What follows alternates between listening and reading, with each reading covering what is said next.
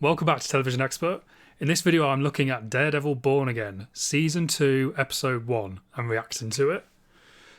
Oh man, this show, it's lost the sauce, as the internet would say. It was alright, it was an alright episode, but I just think it could have been so much better. Just for example, it would have been good if the series had started off with a bang, something really big happening, something memorable, and it almost had that. We had the ship crashing scene right at the beginning, where the Northern Star crashes next to New York. Now, like, this was kind of cool. Like, it was kind of a cool scene. We had a bit of a fight on the boat, and then the boat gets sunk, presumably by Fisk, or potentially Mr. Charles, who knows. But I think this could have been so much better. Just for example, if Daredevil himself had sunk the boat.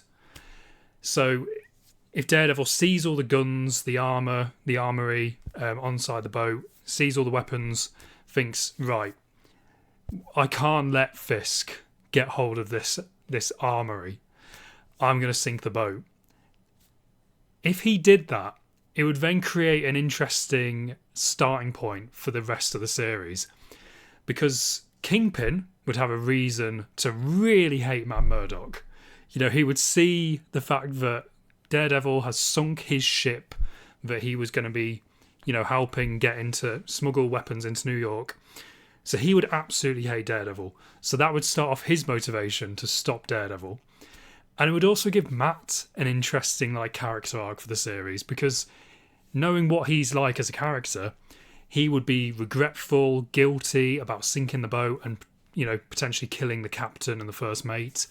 So there'd be an interesting, like, moral quandary there for Matt Murdock to, like, grapple with throughout the first few episodes. You know, has he deliberately killed those two men on the boat? And the rest of them, actually, I guess, the rest of the injured men. You know, and then he's kind of having to square up. Was it worth it to stop multiple murders from all the people that would have been killed with all the guns or whatever? Was it worth it to potentially kill a few men to save all of those people? It just would have created an interesting thing there. But instead, it's, you know, Kingpin or whoever it is decides to sink the boat instead. So it's like, okay, what's the inciting incident here? Like, what's the, like, memorable big moment in this first episode that's going to, like, propel us forward? I don't know. I thought it was going to happen at the end. You know, we see Cherry about to have a heart attack, which was a really nice little moment where it then reminds Matt of Foggy dying. So that was kind of nice. But then kill off Cherry then. Kill him off. But no, he seems like he survived. Because if they killed off Cherry, that would be an interesting start to the series. You know, Matt Murdock would then kind of blame Kingpin and his task force for Cherry's death and then go after them with a fury. But no, it's like there's just nothing that interesting in here, nothing that memorable. The actual episode itself was kind of forgettable. Not really much happened. All that kind of happened was we jumped between the various different storylines that are happening. And there wasn't really any big sort of tentpole moment where you're like, oh wow, yeah, this is what the series is going to be about.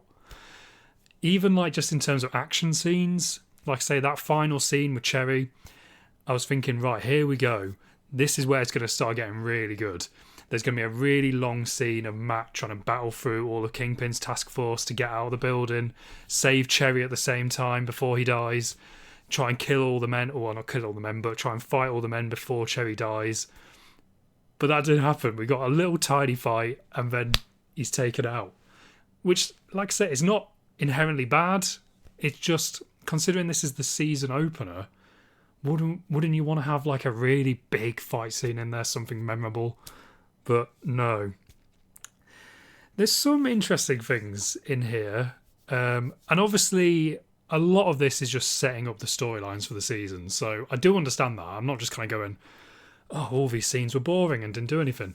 No, they're clearly, like, setting up what's going to happen. You know, starting some of the storylines. You know, for example, the former girlfriend of Matt, who's the therapist, and how she's getting kind of haunted by these visions of Muse.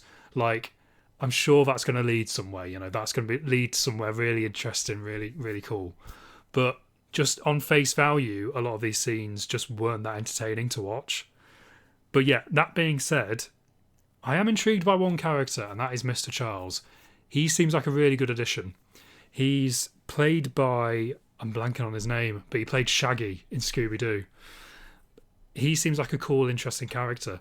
The only thing like with that, for example, why did they not keep it more of a mystery who his character is?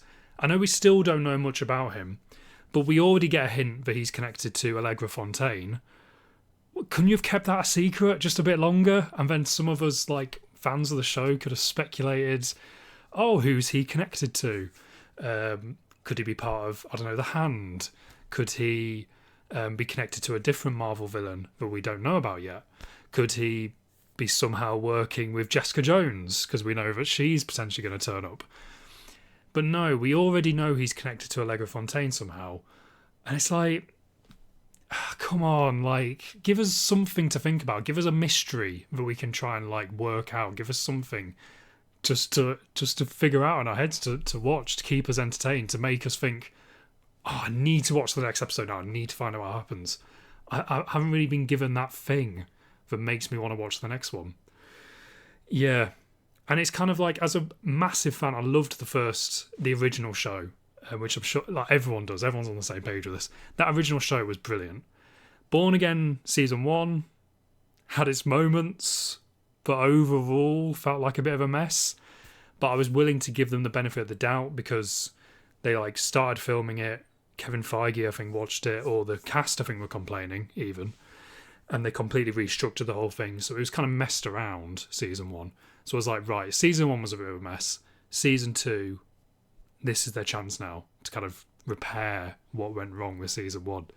And so far, it just seems like more of the same. And as I say, as a fan of the original show, it is like heart-wrenching to kind of see what they've done with this. Like, I kind of get it. You want to move things forward. You want to change things. You don't just want to do exactly the same show. But there was nothing wrong with that version of the show. And this doesn't feel anything like it. Like, tonally, it feels different. The cinematography is very different. Even though it's the same cast for the most part, even just the structure of the show feels very different. You know, with the original Netflix show, Matt was a lawyer, and that kind of added a bit of structure to the show. You know, different episodes might have a different case come along, a different person that he would have to defend in court. So much of that just isn't in this show. You know, Matt's not even a lawyer in Season 2 at this point because he's undercover. And maybe that'll change as it goes on. But currently, he's not going to be doing any lawyer stuff because he's undercover. And then, obviously, the lack of Foggy, which I haven't really forgiven them for murdering him in the first series. And I had a bit of hope when it came to Season 2 that they were going to do something where Foggy's actually in witness protection and he's still alive, which they could still do, but at least from the press interviews for Season 2, it sounds like they've kept it. Who knows? Who knows? They could be lying to throw us off the scent. But yeah, the lack of Foggy, the lack of Matt being a lawyer, the cinematography just being completely different. You can tell like the writing team is completely different.